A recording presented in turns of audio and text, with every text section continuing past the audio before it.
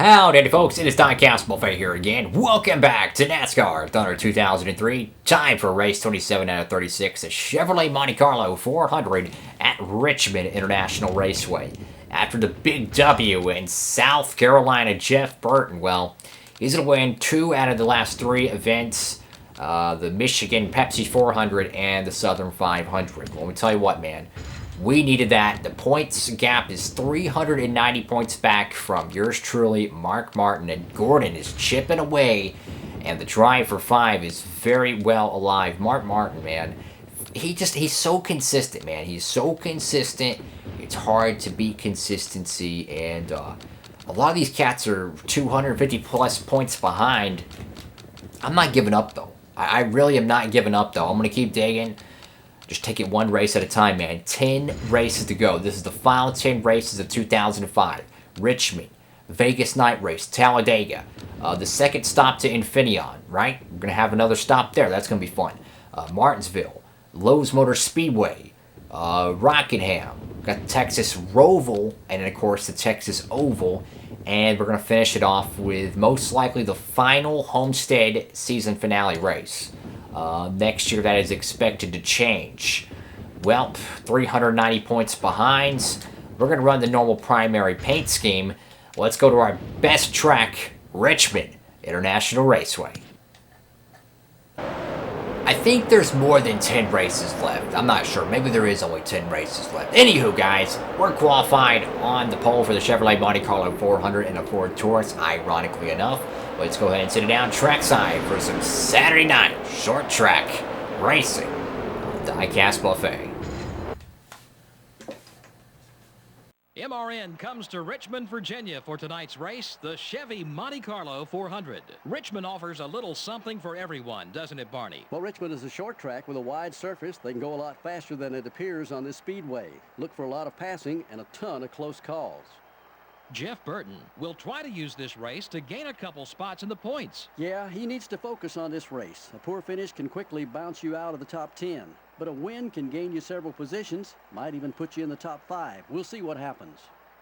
The 184 car is showing the importance of consistency this year. It's amazing, isn't it? This guy's finishing in the top 10 week in and week out. That makes him hard to beat at the end of the year. Johnny Benson seems to struggle a little bit in qualifying every time we come to these short tracks. Yeah, and a bad starting position at these tracks is tough to recover from. It's tough to pass on these tight, short tracks. The guys who start up front don't have to worry about it until they catch the tail end of the field, that is. That's usually sooner than they think.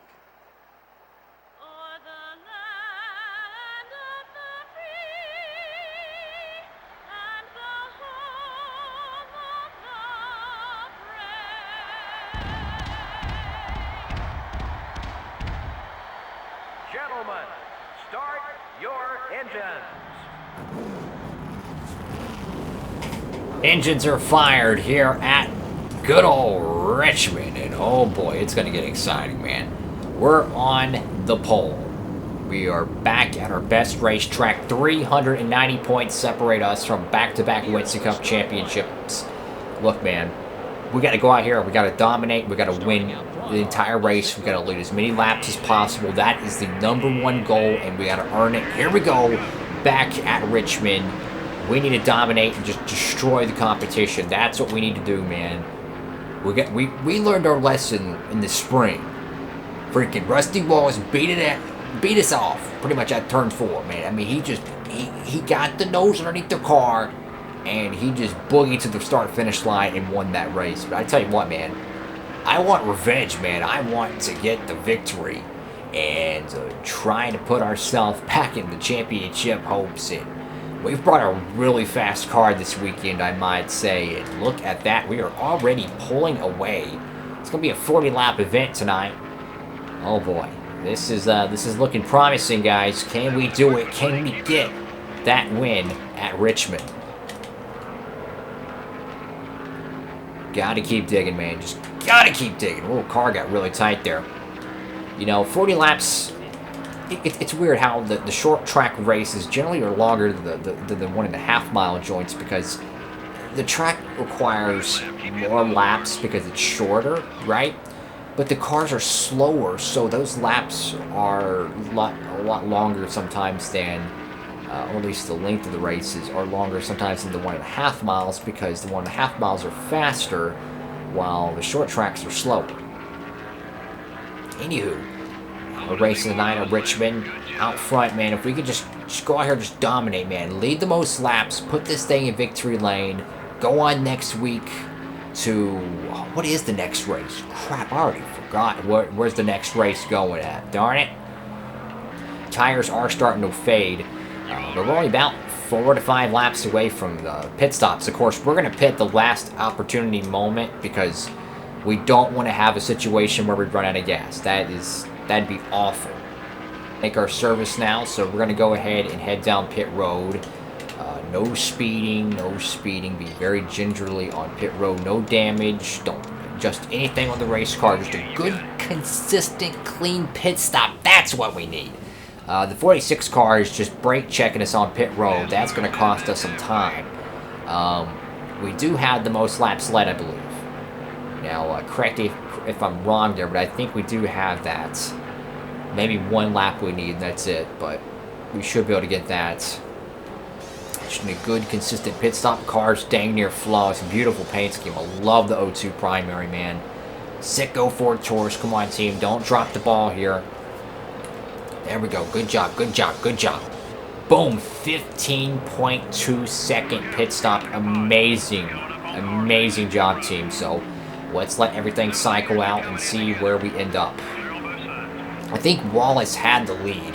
And I think he's going down pit road now. Correct me if I'm wrong, but he did win the spring race. And that amazing final lap here between me and Rusty Wallace, he did steal the win. And I might say that was an amazing race. We struggled half that race, and we were able to fight back and nearly win that race. I mean, we had the opportunity to win it. We blew 1 and 2, and we blew 3 and 4, and then he just got around us, man. It was amazing. But meanwhile, we're out here going for the win tonight at Richmond. I don't know if these leaders have pitted yet or not. I don't think they have. So I'm just going to stay in the outside lane, and I'm just going to let them pit, because they're going to have to pit at some point. Yeah, Gordon and these cats, I think they haven't pitted yet, so I'm not too worried about passing lap down cars.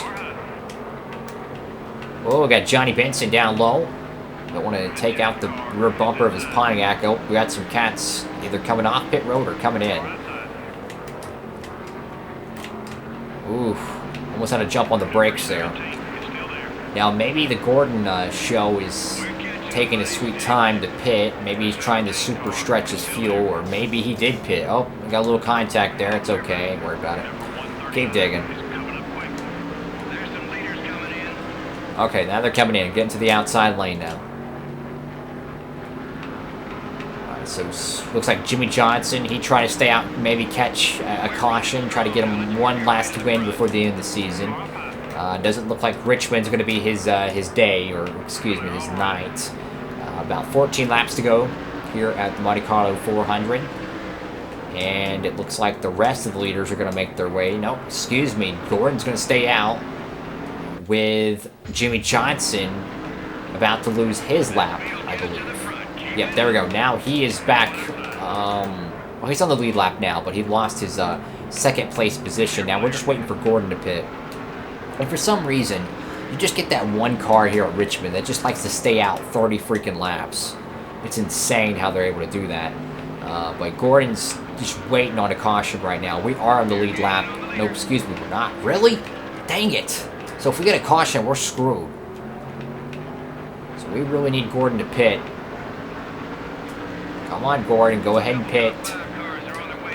And there you go. There's the call for the 24 camp. Go ahead and bring down the DuPont Monte Carlo to get some service. That's going to give us our lap back. And if we can boot scoot around here quick enough, we'll be able to get the lead. So I guess Hendrick Motorsports trying an experimental second fuel tank, trying to make it last. I don't know how they're able to go 28 laps at Richmond, considering you can probably go 22 maximum as a human AI. And by human AI, I mean an actual human player. Come on, come on, come on. Oh, don't want to hit the 32 car, man. We are in a hornet's nest right now. Got to make our way through the lap traffic. Got our brother Ward Burton trying to get around the young gun. I think of the Napa car. Yep. So we're going to try to dive below Ward here and see if he lets us. Oh, we got a car. Oh, God. Oh, I'm backing up. I'm backing off the throttle. Sorry, Ward. I got Scott Wimmer there. Uh-oh, everyone's slowing up. Yeah, I seen the smoke off the tail end of that Intrepid, and I knew, oh my God, I better start blowing up. And luckily I did, because I would have probably crashed in the back end of one of these guys. Anyways, we got the most laps led tonight, so that's a guaranteed 10 bonus points. Oh, sorry, Burton.